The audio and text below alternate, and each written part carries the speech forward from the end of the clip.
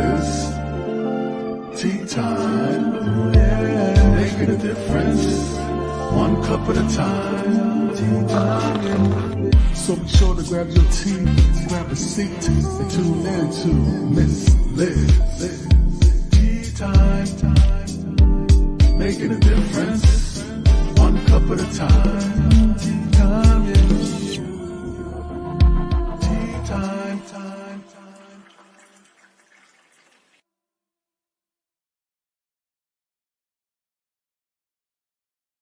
Well, welcome to Tea Time. Miss Liz is back, and that's right. It is Thursday, and I have an incredible guest here. I was on his show a couple months ago, and now he's on my show. That's what we do. We flip and we make incredible tea and pancakes together. So I have the incredible Tony Lynch joining me today on Tea Time. But before we get all that going, we're gonna get you over to Miss Liz's YouTube channel. Subscribe, ring that little doorbell, and you'll be notified when all these tea times go live, and you can watch them at any pace, anytime, anywhere that you'd like to.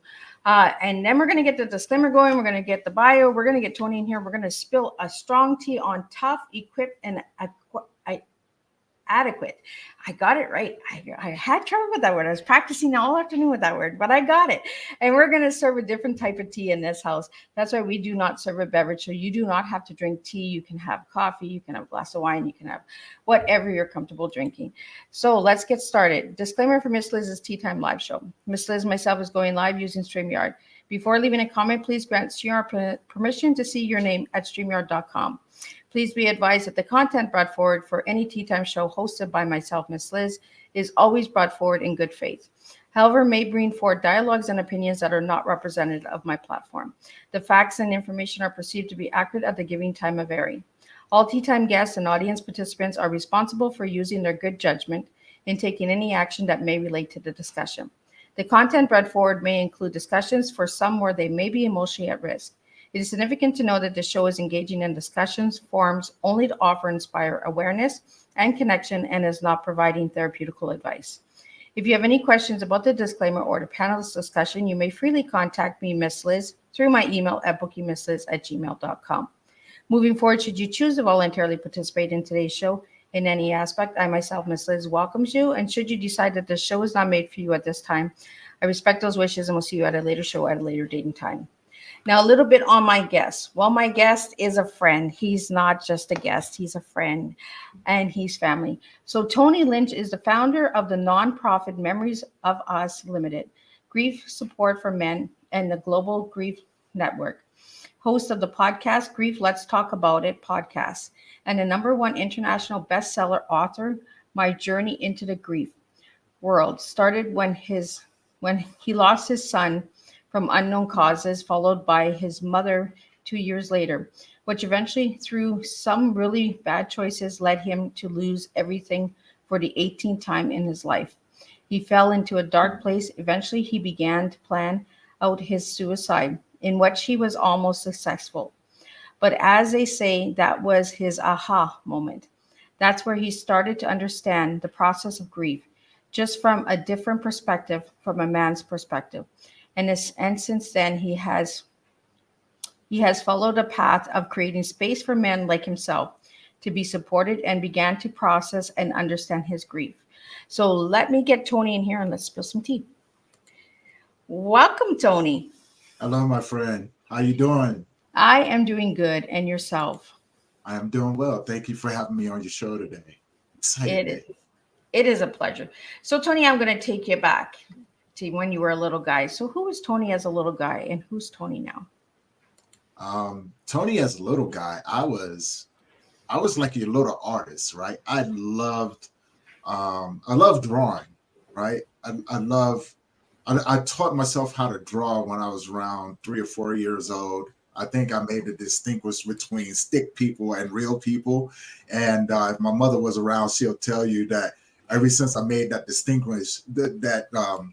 that distinction, I began to teach myself how to draw people, right? So I would remember things as a young child, and I would sit down and I would draw cartoons. You know, I loved He-Man and G.I. Joe and Transformers, and I always loved drawing them. And my little sister, She loved My Little Pony, so I used to draw her comic books for her, and I love riding bikes with my friends, just typical kid stuff.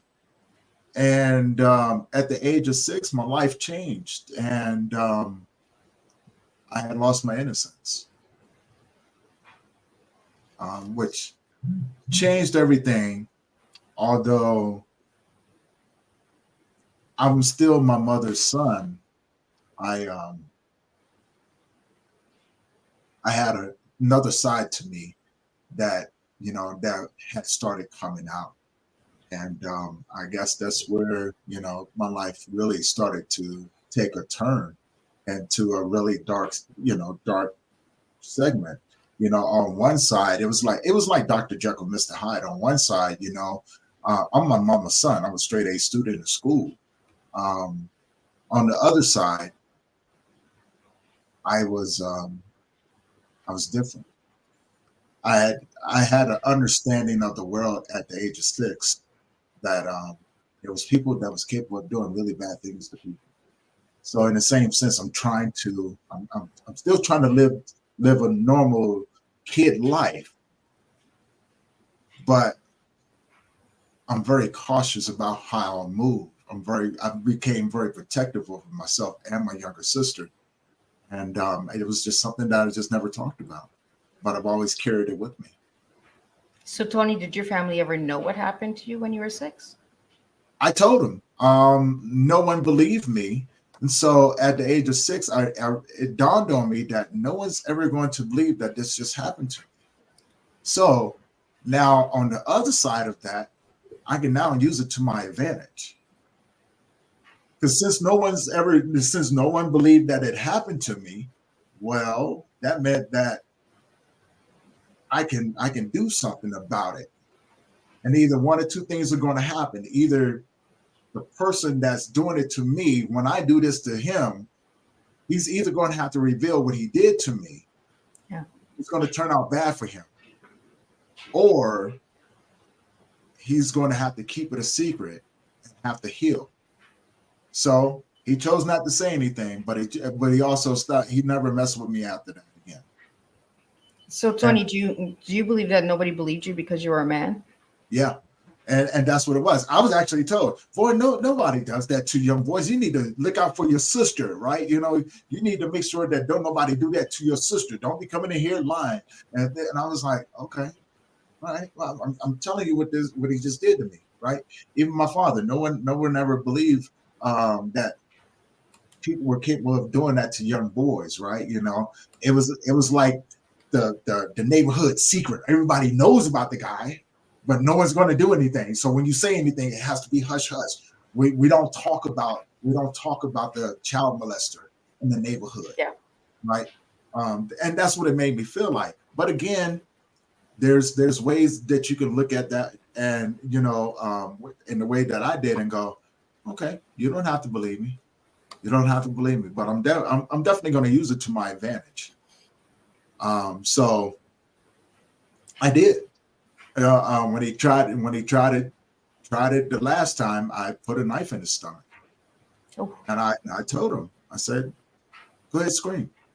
Go ahead, please. Because then when you scream, you're going to have to explain why I'm up here with no clothes on at the age of 6 years old, and why your pants are down, and why you have a knife in your stomach. Or you can leave me alone. You never touch me again. You just have to deal with that, because you can't go to the hospital, because you're going to have to tell them that I did it. And when you tell them that I did it, well, I'm going to tell them what you did to me. Yeah. So he never messed with me after that again. But it did change me. It definitely changed me. I vowed to never let anyone ever hurt me again, and or my sister. And I stayed true to that. No one ever hurt me ever again. But it did turn me into something. If I thought that you was going to try to hurt me, it made me devious. I was going to get you before you got me.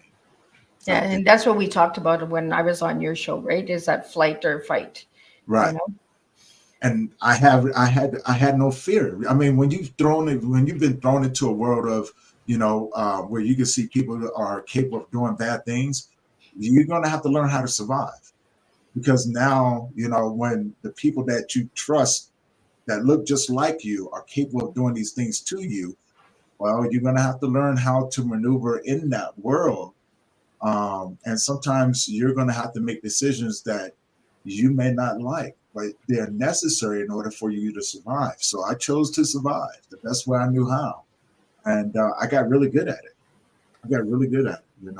So as far as fight or flight, the flight in me was not there anymore. I just refused to run, and I figured if I stood up and fought, I can make people leave me alone. Yeah. I can build a reputation. People go, oh no, that dude, hey, that little dude will fight you.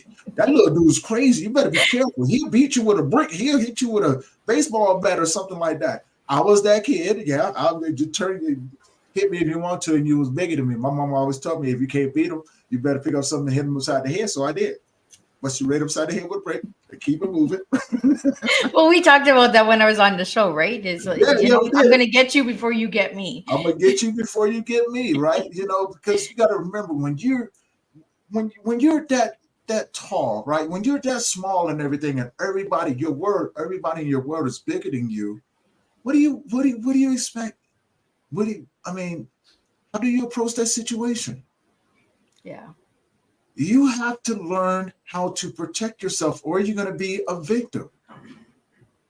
And I'm not much on playing the victim. I'm not. So I learned how to fight. Luckily, my mother, she was a good fighter. So she taught me how to be tough. She nurtured me and raised me the best way she knew how. So I am very appreciative of those things.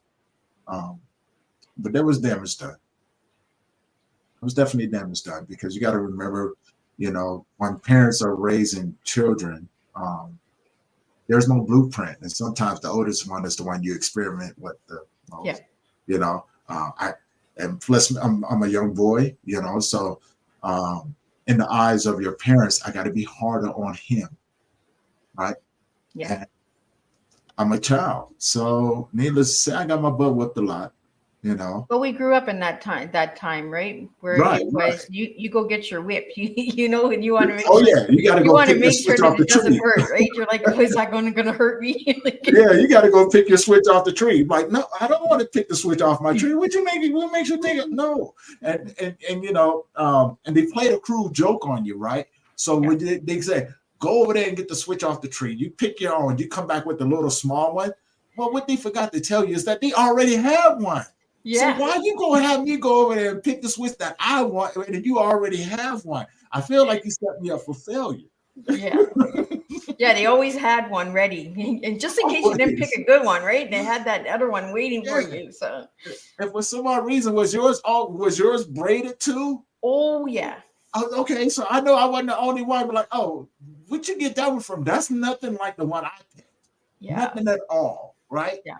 So now. So Tony, I want to get into your tea. Your tea that you gave me was tough, equipped, and adequate. So why those 3 words for your tea, Tony? Well, tough. The life that I've lived was not for the weak of heart. The journey of becoming Tony, I had to equip myself in many, many ways. And in order to survive, but also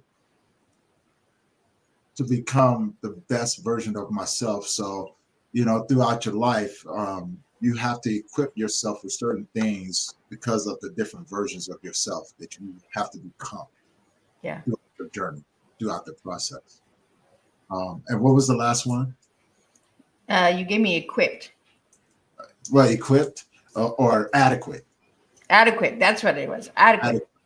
So in this version of myself now, working with men, adequate, it seems appropriate because I am in a space where I'm effective. and helping other men like myself. So adequate, yes, tough, equipped, and adequate. So let's get into that, Tony.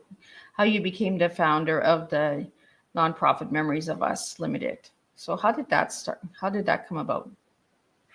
Uh, well, I'm a, it started, well, the idea started after my son passed away. My son passed away in 2016, um, June, June 16th is when he passed away of 2016. And as a father, I think that's where everything kind of started. And the doors began to open through a couple years of isolation, right? You know, because I didn't I didn't know what was going on. My world had changed. I had this whole complete idea that I was going to be with my son for the rest of my life, right? You know, to raise him and then get him prepared to be out into the world. And when he passed away, all of those things were gone. You know, all my hopes and dreams of being a good father and wanting to see how my son turned out, things like that. Those things were gone. Then shortly after that, my mother passed away 2 years after that, on July 25th of 2018, on my grandmother's birthday. And then from there, you know, the reality of my life, I'm an orphan in this world. And then the harsh reality of it was I'm the last of my bloodline. There's nobody else after me. So when you have to look at those things, and I still have my younger sister, but my younger brother is gone. But my father passed away when my son was 6 months old. My younger brother passed away when my son was 9 months old.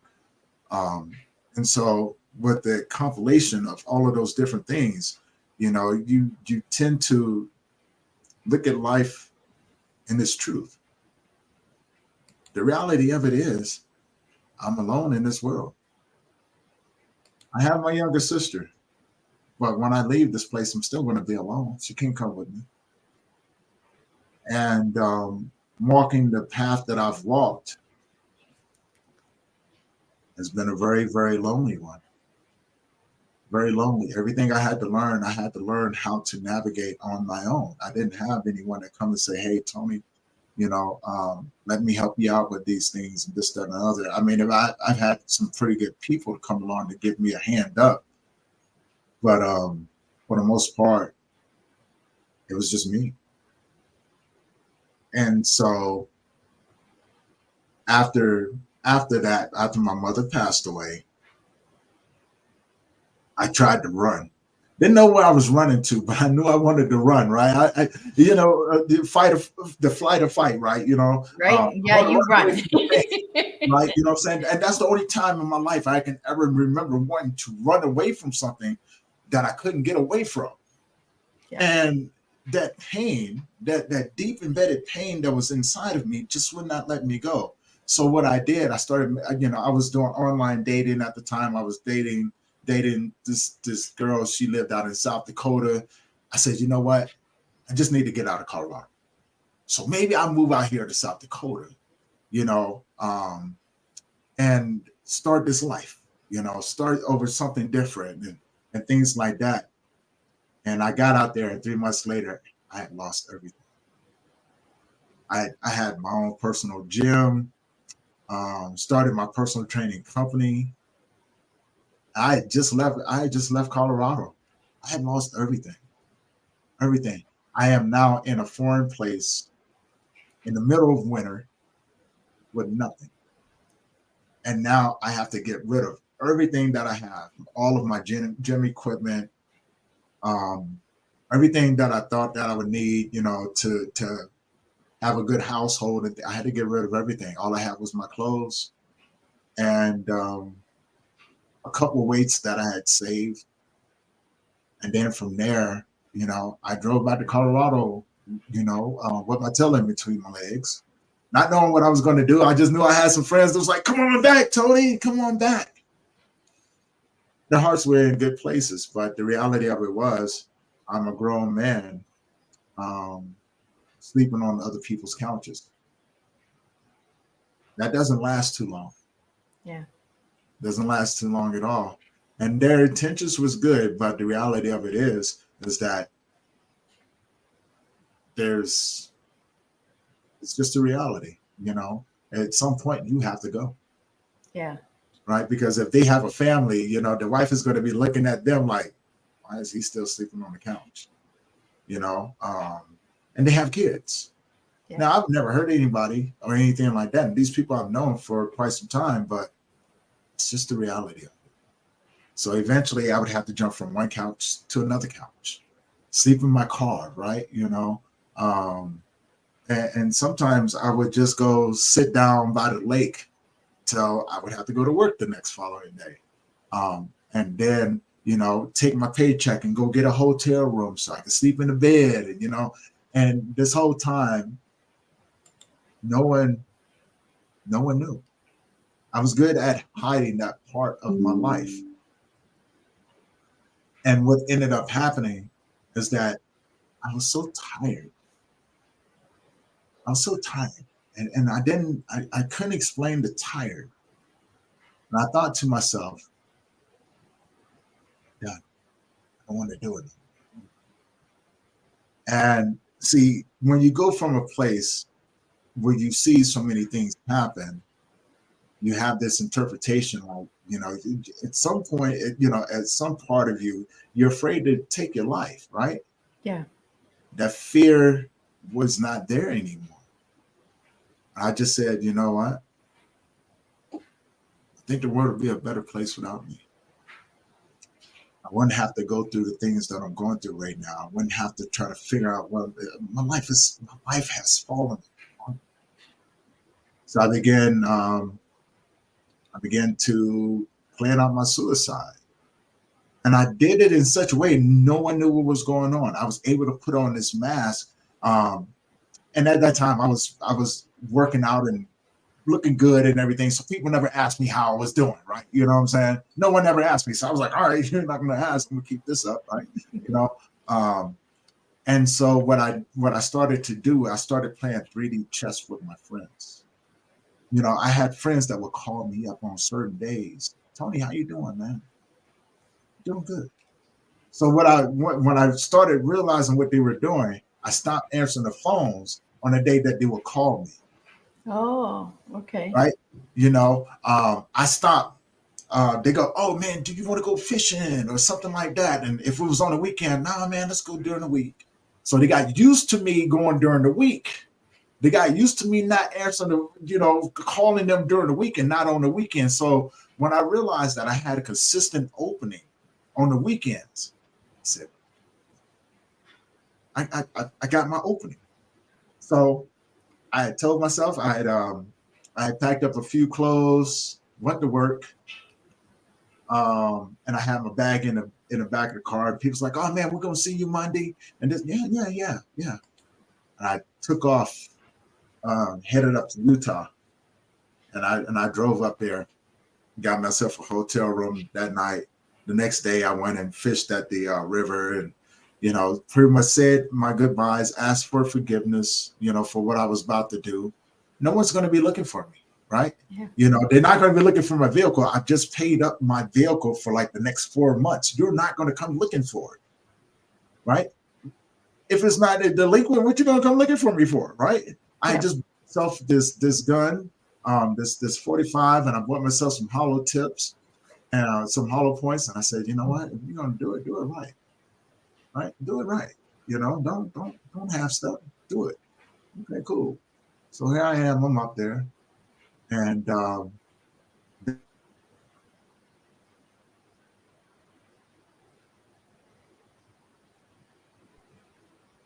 was going, yeah.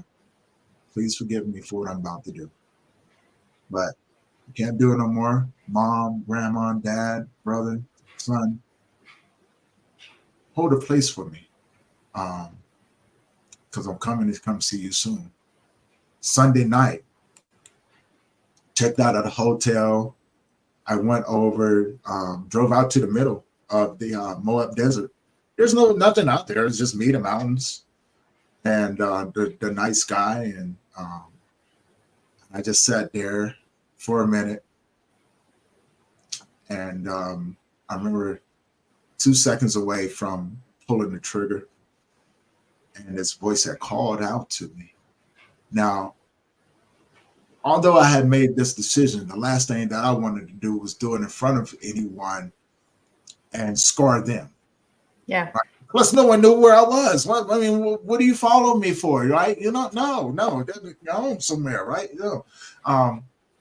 And when that happened, like clear as day, Liz, like we're talking right now, clear as day, Tony, scream. I was like, ooh. I took the gun and I threw it in the front part of the vehicle, and I sat there for a minute, hiding in between the door and the front seat of the car, looking around. And I was like, so who's out here with me? And it got quiet. So I reached in and turned on the lights to the vehicle, and there's nothing else out there. So I jump up and I'm looking around. I didn't see no cars come up back here, and I'm the only one out here. Right, that should have been my first indication, but it wasn't. I was like, somebody followed me. So I'm looking around, and it's still nothing out there. In that moment, I sat back down. I said, you know what? It's my mind playing tricks on me. I'm finished. I'm gonna finish this. And the voice said, hey, psst, no, let me talk to you for a second. Just clear some talking to you, Liz. Wow. For a second. I was like, what do you mean? Who are you? That doesn't matter. Let me show you something about your life. And in that moment, I started having a conversation with this voice. Like, you don't want to have a conversation with me. I'm a nobody. No one's going to care. Just let me go. Yeah. I said, no. I said, look, I get it. Whatever, right? But what do you want out of me? And the voice said, got something for you. And it proceeded to say, let's read the book of Tony. And I began to read this book of Tony out of my whole entire life. And I wanted to be the victim so bad to justify what I was about ready to do. What about this time when I was 6 years old? Yeah. Had you not gone through that, you wouldn't be able to help the people that you come across to. Well, what about the 18 times I've been homeless out of my life? What about the 24 years I spent in the gangs? What about the 5 years I did in prison for a crime I never committed? What about all the friends that I've lost along the way? What about the people who tried to kill me? What about the the women who hurt me, who tried to hurt me and things like that? Yeah, I know. Yeah. But had you not gone through this, you wouldn't be who you are right now. Well, I'm a nobody. Yeah, but no, you're not. And I couldn't justify it anymore. And because everything that I found on me, right, and said, no. I was going, well, what about all these times and things like that? But I never left you. The time that you needed me, I put you in a place and made sure that you had food in your stomach and a roof over top of your head. I said, let's look at this, Tony. And I began to dig deeper inside of me. That's when it dawned on me. It was my gift. My gift was talking to me. It was letting me know that everything that I had gone through was leading up to this moment and identifying itself to me, making itself known. And then all of a sudden, it's like a computer, right? You know what I'm saying? A computer. I began to, it's like all of this stuff downloaded on me. I was like, what is this stuff right here? And then instead of thinking of taking my life, I'm going, I need to go back to Colorado. So I drove all the way back to Colorado, right? And I'm driving and all of this stuff is coming through. And I remember going over to my buddy's house and I was sitting in this garage and I was like, man, I need to go get some help. He goes, what do you mean? I said, dude, if I told you right now, you're going to be upset with me. I said, but I'm going to be honest with you. I just drove all the way back from Utah, and I wasn't supposed to be here right now because I was going to take my life. My buddy looked at me. He swallowed. He was, Tony? I was like, yeah. I was like, step back. He said, okay. What do you want to do? I said, I need to go find some help because I don't know what this thing is, right? Yeah. But I need to go find some help. And I went out and I was looking for support groups, and I found variety of support groups, right? None of them geared towards men. They had, there was some that was like, oh, for parents and children, and then for women and children and things like that. So I would go to the one where I think that men would show up, and I'd go there. I'm like, there's no men in these groups. Yeah, where are they all hiding? Yeah, where the men? Right? I'm in a room full of women, and then and they looking at me like, "What do you mean? I'm not talking to you. Not doing it." It dawned on me, and I would leave, and something said, "Do you get it now?" Yeah, there's no men in those groups. There's nobody in. Right? And they said, "No. Do you see the other side of it?" I go, "Yeah. There's no men in the groups. You don't see it just yet. Let's go to this other group." I go to that other group. Same thing. There's no men. I walked out of that group. I said, I see it now. I get it. What do you get? There's no men in the groups because men aren't going to talk around women. Why? Then it dawned on me again, because we're providers and protectors. And that began that journey of understanding. And I said, you know what? I went back to my buddy's house, and we were sitting around. I was pacing around his garage, and I'm like, I couldn't let this thing go, right?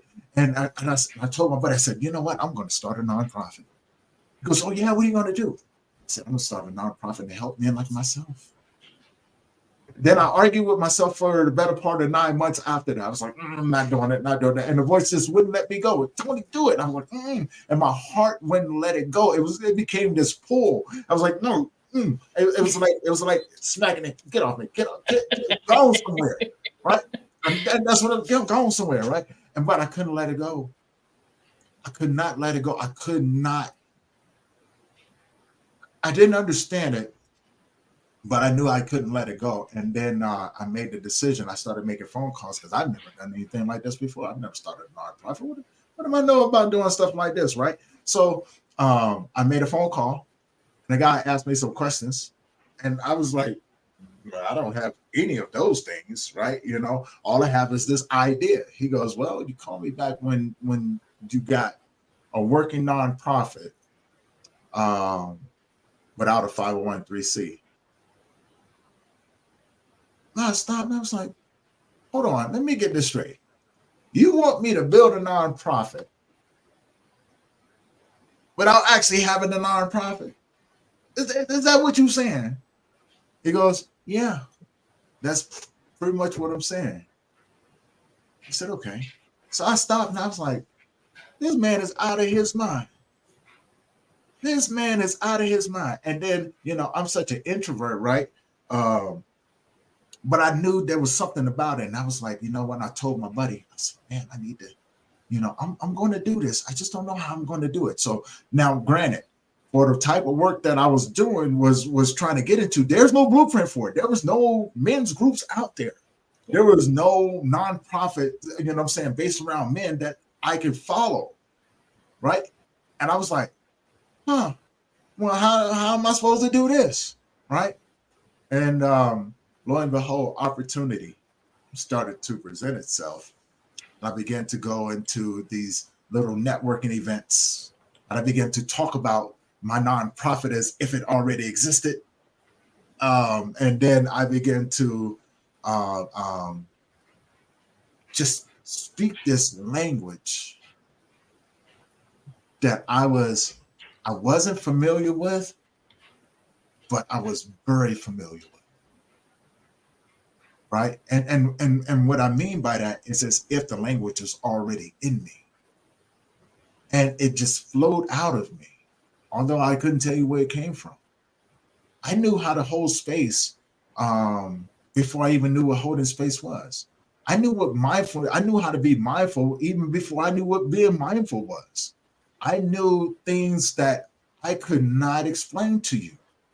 And so now these opportunities are presenting itself, and I'm going to networking events, I'm going to seminars, and then I got connected to FLTI, Family Leadership Training Institute, and I began to go there, and I just began to just speak as if this nonprofit already existed. And and people's like, "What is that?" I was like, "It's a men's grief support nonprofit." And Memories of Us was born through that. And all I knew is that this vision that I have to follow it. And I began to walk that path. I messed up pretty good too, I did. I messed up pretty good, but of course, you're not going to be good at everything. Appreciate you, Adam. I definitely appreciate you. You're not going to be good at everything, right? You know what I'm saying? Coming out there. You may have an idea, right? You know what I'm saying? That you're going to be perfect, but you're not. That's just the reality of it was. And I fumbled pretty good, but I fumbled into the position that I was going into. And then, to make things, even a little bit more crazier, I was like, man, this information, I'm gonna get my certifications, right? Because if this is true, and this is really what I'm supposed to do, it's going to reveal itself. So the first thing I did, I got my peer recovery coach certification. I went straight to the test. I said, I'm not reading no book.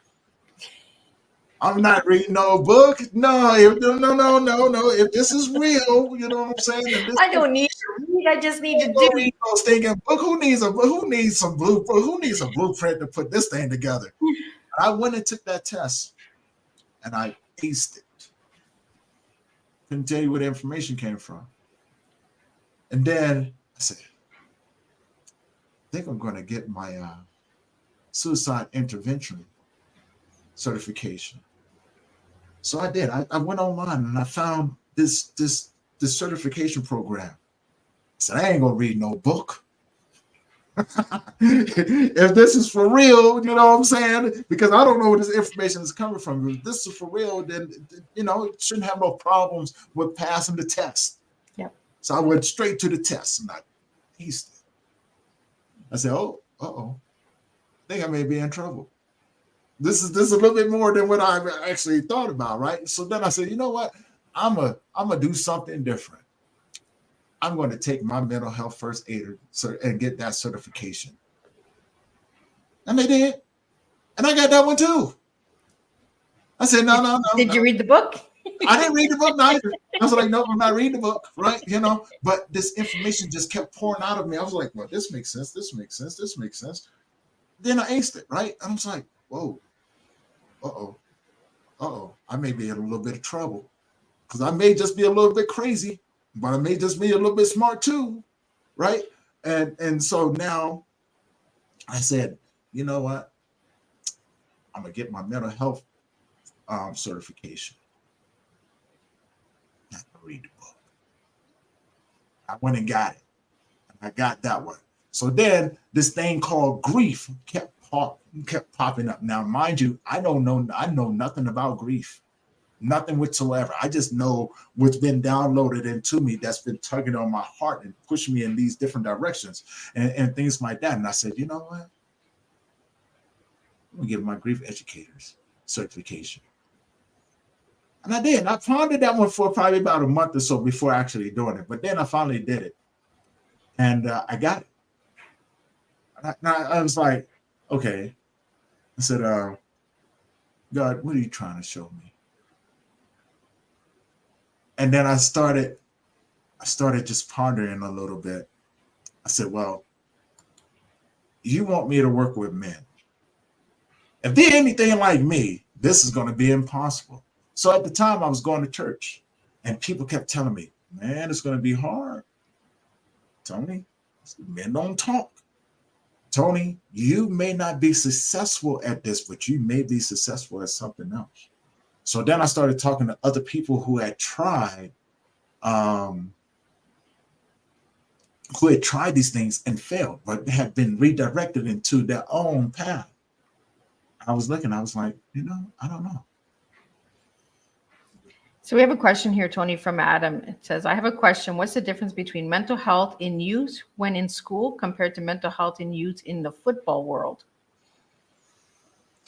I would say that there's not too much of a difference when it comes down to mental health in schools and things like that. You have to look at the environment that they're in. They're in a learning environment, whereas one is more of a competitive environment. So, you know what I'm saying? The mental health, honestly, when it comes down to mental health in both of those, there's really not too much of a difference. It really isn't. One is a more competitive walk, and more is the stress of wanting to do good in school, right? You know what I'm saying? But unfortunately, these days in school, they've made it easier for kids to not have to compete for the grades. And when it comes, and and that same scenario can be played out on the football field, basketball, any sort of sports environment. There's really no competitiveness in it. Everybody gets a trophy nowadays. So what ends up happening, you have to go to outside of that environment and look at the people that they're around. You have to ask the individual in the youth, especially if they've been bullied or they coming from a household where the parents are abusive or alcoholics or drug addicts and things like that. So those things do play a factor in it. And youth have a way of showing their cards. And you, as an adult, have to be able to read the signs. But also, if you come from a place where you struggle with your own, look outside of yourself and ask yourself, is this familiar? And if it is, it's something to explore. It's something to be concerned about, right? Because what's happening now exactly. So you have to look at that, Adam. If you used to be bullied a lot, which turned you to a point and you attempted suicide, imagine your youth in those same situations. They're going to pretty much the same things. You have to look at the points of where you got to that point and being able to look at it from the outside, looking in to the people that you're around. So, Tony, I want to kind of take what Adam put in there for the football, because grief and mental health is like a football game, mm-hmm. It's like the quarterbacks and all of that, right? We're on the field and we're fighting this battle. Who's going to win it, right? Who's going to get that touchdown? So if you had to describe your grief as a football game, how would you describe it?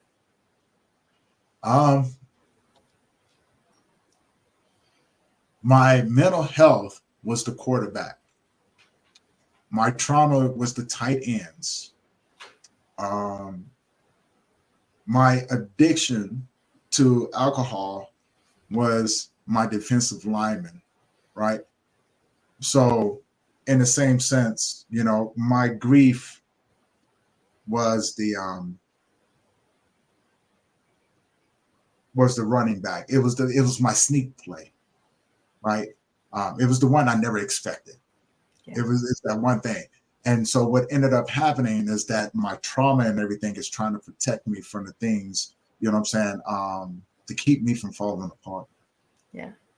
And what ended up happening is that my mental health said, hey, grief, here's the ball.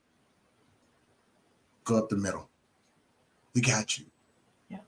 Now, my grief went up the middle. And what ended up happening is that it unfolded everything else that was trying to protect me. And it left me wide open to run. I have a destination. I have this grief that's going down the field, spilling out everything that is me. There's no more hiding anymore. Eventually, the education that came along with it was my touchdown. And every play since then I've scored. See, I wanted to go into the football game with you because men would understand that, right? Men understand football. And, Yeah. sometimes we have to go down a different avenue in order to understand it. And, football is a good way of explaining it because you were able to all the different players, all the different locations of where the players were. But you were Mhm. also a football player in your youth years. And that's why I wanted to go back to the football because Adam talked about the youths and football. So I wanted to go Mhm. back into that and understand what football means to you, Tony. Well, it wasn't football, it was martial arts. Oh, Yeah. So okay. Well, then I got the wrong Tony Lynch.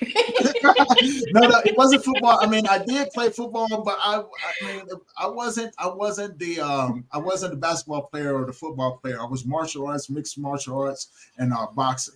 So I can use it from a better analogy coming from that perspective, right? So, say for instance, and I'm gonna use this now this MMA analogy when I was fighting, and hopefully people can kind of follow along with that. Imagine being a fighter, in a ring, and the person that you're fighting, you can't see. You're throwing everything that you can, elbows, knees, headbutts, jujitsu, and everything. But every time you grab him, he's gone. Every time. You know what I'm saying? But every time you turn around, he's getting you too. This thing is whooping the crap out of you, right? Until you get to a point to where you're ready to tap. Ready to tap. You're telling the coach, throw in the towel, man. I'm battered, beaten, and bloody, and I'm not gonna win this one. And the coach says, hey man, wipe your head. You got a little bit more left in you. And you get up and you realize that the person that you're fighting is yourself. It's your inner child. It's everything that you've ever gone through in your whole entire life that's begging you to come back and pick it up and begin to heal. So if I would have to put it into an analogy, that would be the analogy I put it into. Sometimes you have to know when to slow down, and come up with a different game plan. You're not going to win every fight. Not going to win every fight, but you can win the war. And what I mean by that, some fights you have to go within yourself and you have to surrender to the fight. And what that means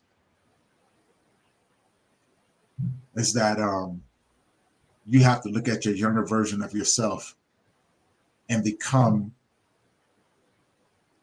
the comforter that you needed when you were going through it.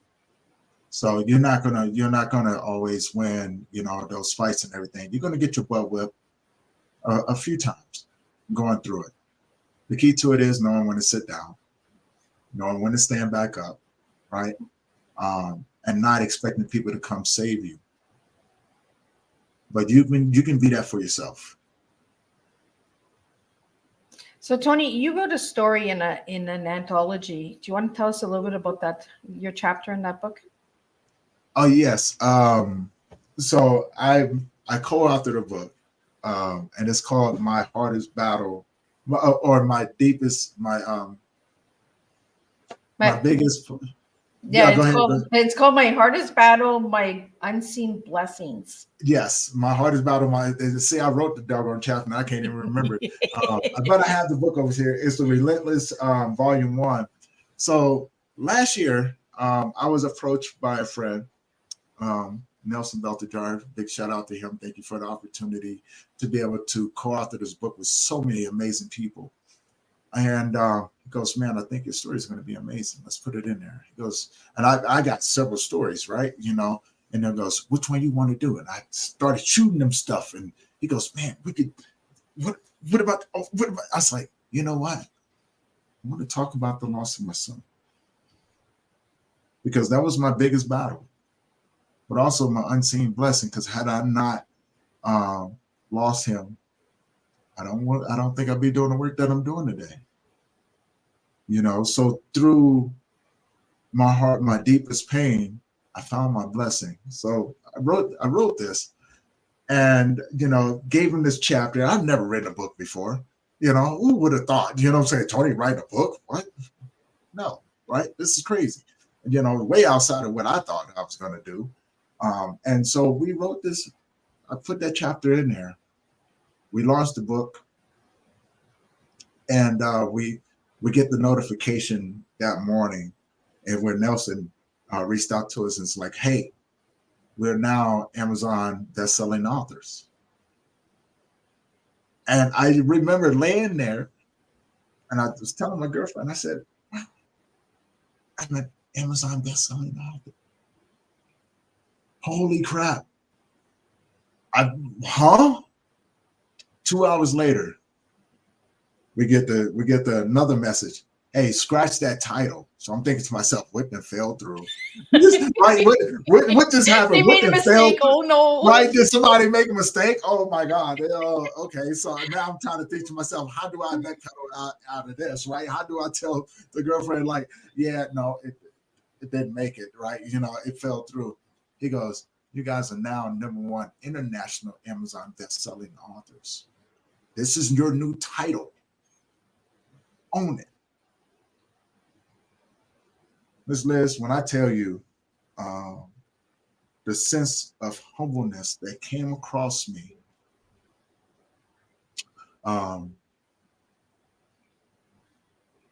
it was truly amazing.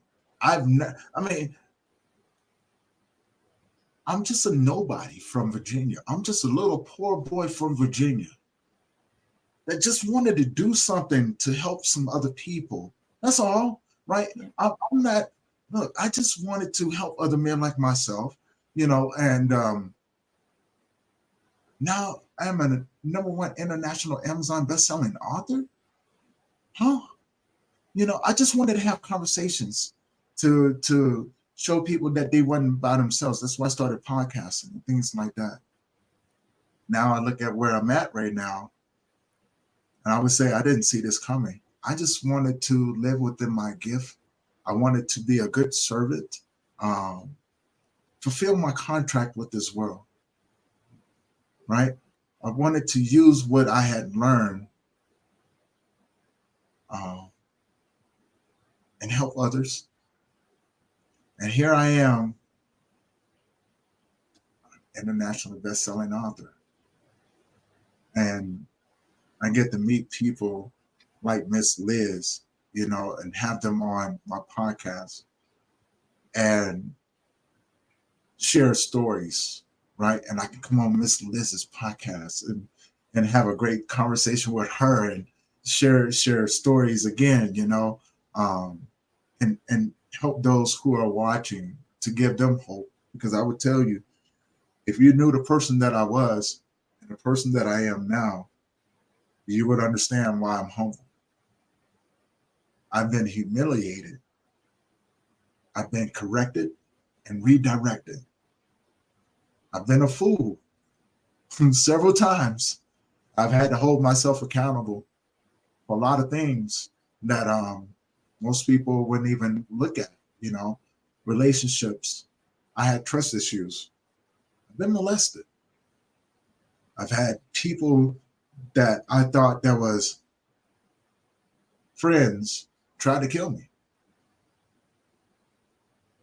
I went to prison for 5 years for a crime I never committed. I've been homeless over 18 times out of my life. Like, when I say homeless, I mean strictly I've lost everything. I've lost almost all of my friends.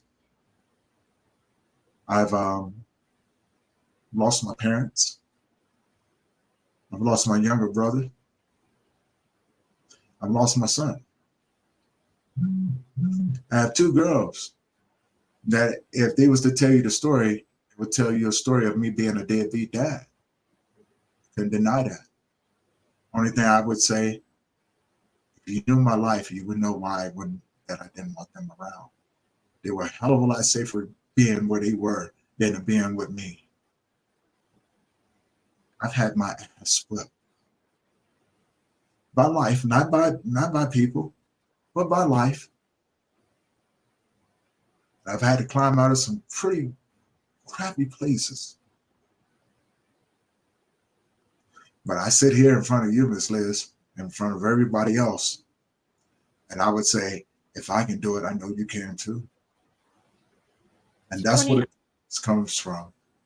That's where the etiquette and the everything else. This is where my tea comes from. I come from a place of understanding that I'm not perfect, and I knew what it took for me to get here.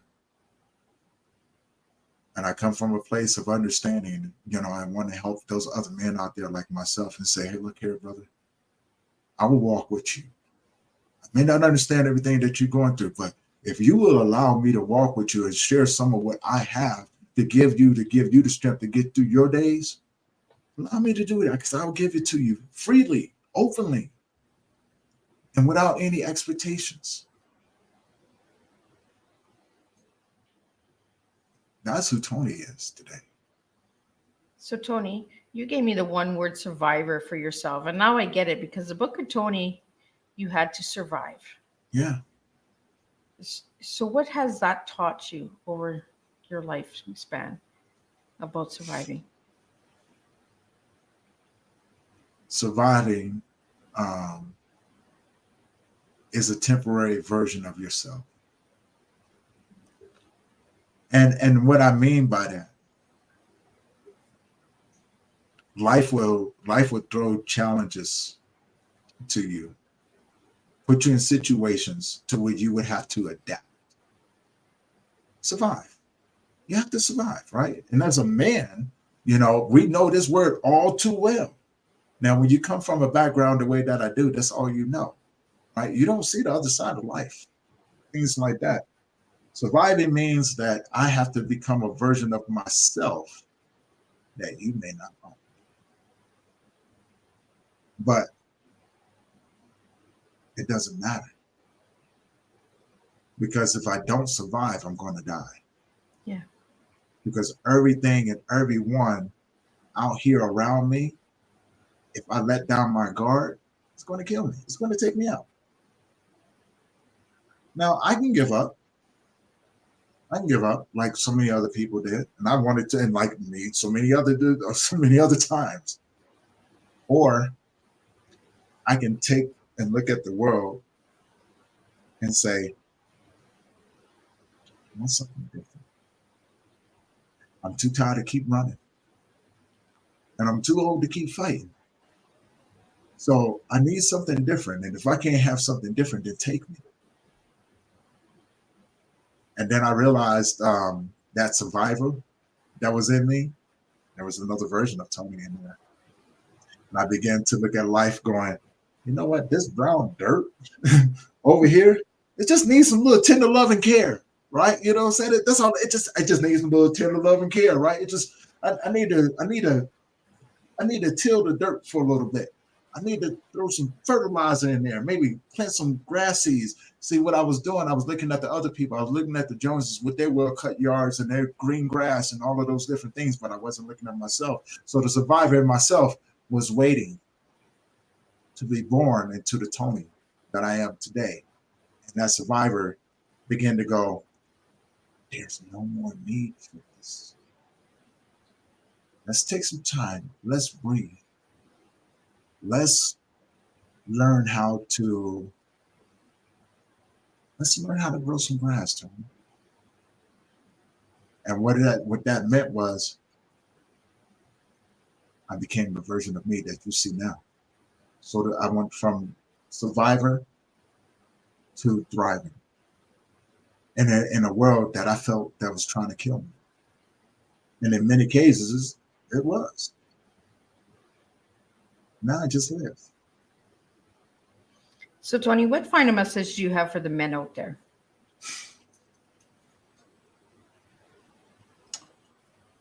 Not everybody is out trying to hurt you.